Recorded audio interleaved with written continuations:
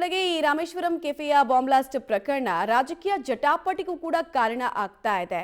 BJP ಹಾಗೂ ಕಾಂಗ್ರೆಸ್ ಮಧ್ಯೆ walk ಸಮರಕ್ಕೂ ಕೂಡ ಈ ವಿಚಾರ ಕಾರಣ ಆಗ್ತಾ ಇದೆ.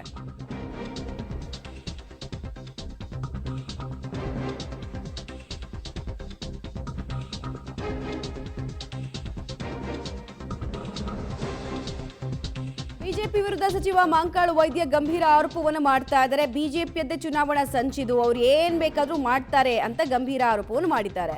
ಚುನಾವಣೆ ಹೊತ್ತಲ್ಲಿ ಮತದಾರರನ್ನ ಸೆಳೆಯೋದಕ್ಕೆ ಸಂಚು ರೂಪಿಸಿದ್ದಾರೆ. ಸಂಚನ್ನ ಯಾರು ಯಾವ ಪಕ್ಷದವರು ಮಾಡ್ತಾರೆ ಅನ್ನೋದು ಎಲ್ರಿಗೂ ಗೊತ್ತಿದೆ. ಯಾರೂ ಭಯಪಡುವಂತಹ ಅಗತ್ಯ ಇಲ್ಲ. ನಮ್ಮ ಸರ್ಕಾರ ಕಠಿಣ ಕ್ರಮ ಕೈಗೊಳ್ಳುತ್ತೆ ಅಂತ ಉತ್ತರ ಕನ್ನಡ ಜಿಲ್ಲೆಯ ಮುಂಡಗೋಡ್ನಲ್ಲಿ ಆರೋಪವನ್ನ ಮಾಡ್ತಾ ಇದ್ದಾರೆ. ಇವರೊಬ್ಬರೇ ಅಲ್ಲ, ಈ ಹಿಂದೆ ಕೃಷಿ ಸಚಿವ ಚಲುವರಾಯಸ್ವಾಮಿ ಅವರು ಇದೇ ದಾಟಿಯಲ್ಲಿ ಮಾತಾಡಿದ್ರು. ಶರಣ್ ಪ್ರಕಾಶ್ ಪಾಟೀಲ್ ಅವರಂತೂ ಇಡೀ ಪ್ರಕರಣವನ್ನೇ ಸಿಲ್ಲಿ ಅಟೆಂಪ್ಟ್ ಅಂತೆಲ್ಲ ಮಾತಾಡಿ ನಂತರ 360 ಡಿಗ್ರಿ ಯೂಟರ್ನ್ ಅನ್ನು ಹೊಡೆದ್ರು.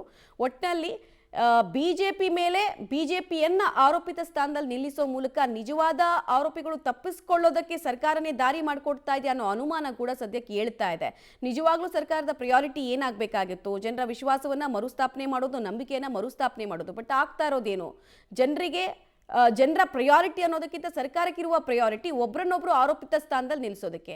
ಇವರದ್ದು ಭದ್ರತಾ ವೈಫಲ್ಯ ಅಂತ ಬಿಜೆಪಿಯವರು ಹೇಳ್ತಾ ಇದ್ರೆ, ಬಿಜೆಪಿಯವರೇ ಇದಕ್ಕೆ ಕಾರಣ ಅಂತ ನೇರವಾಗಿ ಹಿಟ್ ಅಂಡ್ ರನ್ ಸ್ಟೇಟ್ಮೆಂಟ್ಗಳನ್ನ ಸಚಿವರು ಕೊಡ್ತಾ ಇದ್ದಾರೆ, ಜವಾಬ್ದಾರಿಯುತ ಸಚಿವರು.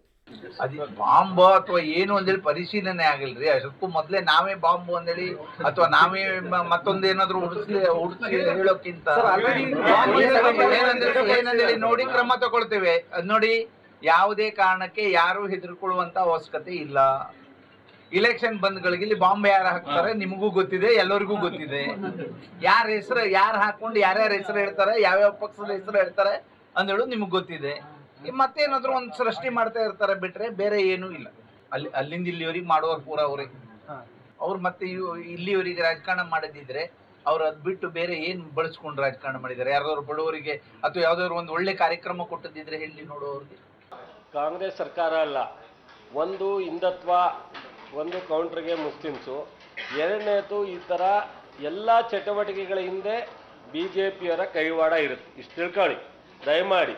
ನೀವು ಎಲ್ಲಿ ಬೇಕಾದ್ರೂ ಹಿಂದೆ ಯಾವುದೋ ಒಂದು ಇನ್ಸಿಡೆಂಟಲ್ಲಿ ಎನ್ಕ್ವೈರಿ ಮಾಡಿದಾಗ BJPಯವರು ಈ ಥರದ ಕಳಿಸಿ ಗೋಟೆ ಮಾಡಿರ್ತಕ್ಕಂಥದ್ದು ಸಹ ಪ್ರೂವ್ ಆಗಿದೆ. ಖಂಡಿತ ಈ ನಿನ್ನೆ ಇನ್ಸಿಡೆಂಟ್ಗೆ ರಾಮೇಶ್ವರ ಕ್ಯಾಂಟೀನ್ ಏನಿದೆ ಅದು ಭಾಳ ಸರವೇಗದಲ್ಲಿ ಹೋಗ್ತಾ ಇದೆ. ಇಲ್ಲಿ ಕೊರಿಯನ್ ಮಾಲ್ ಹತ್ರ ಒಂದಿದೆ, ಅಲ್ಲೊಂದಿದೆ ಬ್ಯಾಲ್ಸಿ.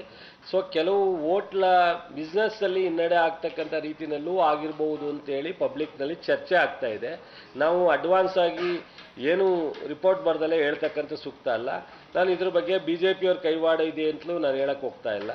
ಬಟ್ ಇದು ಬಿಸ್ನೆಸ್ ಕಾಂಪಿಟೇಷನ್ ಅನ್ನೋ ರೀತಿಯಲ್ಲಿ ಹೊರಗಡೆ ಚರ್ಚೆ ಆಗ್ತಾ ಇದೆ. ಇದನ್ನು ಪೊಲೀಸ್ ಇಲಾಖೆ ಸಮರ್ಥವಾಗಿ ತನಿಖೆ ಮಾಡಿದ ತಕ್ಷಣ ಅದು ರಿಪೋರ್ಟ್ ಬರುತ್ತೆ. ಕರ್ನಾಟಕ ರಾಜ್ಯದಲ್ಲಿ ಇವು ಯಾವುದಕ್ಕೂ ಆಸ್ಪದ ಇಲ್ಲ. ಇದು ದಿಸ್ ಆರ್ ಆಲ್ ಕ್ರಿಯೇಷನ್. ನಮ್ಮ ಸರ್ಕಾರ ಮತ್ತು ಕರ್ನಾಟಕದಲ್ಲಿ ಇರ್ತಕ್ಕಂಥ ಶಾಂತಿ ಭಂಗ ಮಾಡೋದಕ್ಕೆ ಕೆಲವು ಈ ಥರ ಘಟನೆಗಳನ್ನು ಸೃಷ್ಟಿ ಮಾಡ್ತಕ್ಕಂಥದ್ದು ಮಾಡ್ತಾ ಇದ್ದಾರೆ. ಹಾಗಾಗಿ ಇದಕ್ಕೆ ನಮ್ಮ ಸರ್ಕಾರ ಯಾವುದೂ ಸೊಪ್ಪು ಹಾಕಲ್ಲ. ನಾವು ಭಾಳ ಸ್ಪಷ್ಟವಾಗಿ ಹೇಳಿದ್ದೀವಿ. ನಮ್ಮ ಸರ್ಕಾರದ ಉದ್ದೇಶ ಈ ರಾಜ್ಯದ ಜನರ ಯೋಗಕ್ಷೇಮ, ನಮ್ಮ ರಾಜ್ಯದಲ್ಲಿ ಶಾಂತಿ ಸುವ್ಯವಸ್ಥೆ, ನಮ್ಮ ರಾಜ್ಯದಲ್ಲಿ ಅಭಿವೃದ್ಧಿ. This will be our focus. Will not get distracted by all this silly attempts